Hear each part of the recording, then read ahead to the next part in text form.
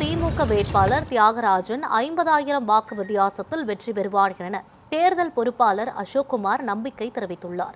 கரூர் தொகுதி திமுக வேட்பாளர் தியாகராஜனை ஆதரித்து கரூர் மாவட்ட தேர்தல் பொறுப்பாளர் அசோக்குமார் மாநகராட்சிக்கு உட்பட்ட மத்திய மேற்கு பகுதிகளில் தீவிர பரப்புரை மேற்கொண்டார். அவருக்கு அப்பகுதி மக்கள் உற்சாக வரவேற்பு அளித்தனர். பின்னர் பரப்புரையில் பேசிய அசோக்குமார் 2021 தேர்தலைப் போலவே 2026லும் திமுக வெற்றி பெறும் எனவும் கரூர் தொகுதியில் தியாகராஜன் 50,000 வாக்கு வித்தியாசத்தில் வெற்றி பெறுவார் எனவும் நம்பிக்கை தெரிவித்தார்.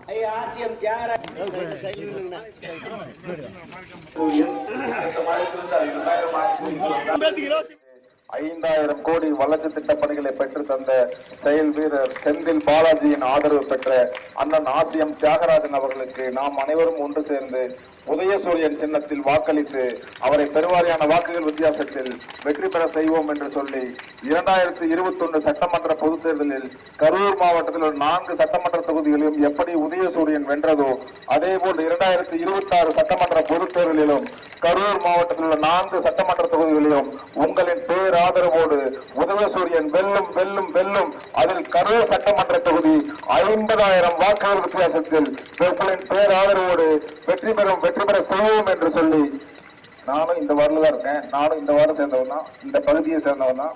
2005 நானும் இந்த வார்டில் தான் இருக்கேன். நானும் உங்களோடு சேர்ந்து உதயசூரியன் சின்னத்தில் வாக்களித்து அண்ணன் ஆசியம் தியாகராஜன் அவர்களை 50,000 வாக்கு, நான் 50,000 எதிர்வேட்பாளர் சொல்லிட்டு போற மாதிரி சொல்லிட்டு போல, உங்களின் ஆதரவு கரூர் சட்டமன்ற தொகுதியில் உள்ள வாக்காளர்களின் ஆதரவை வைத்துதான் சொல்கிறேன்.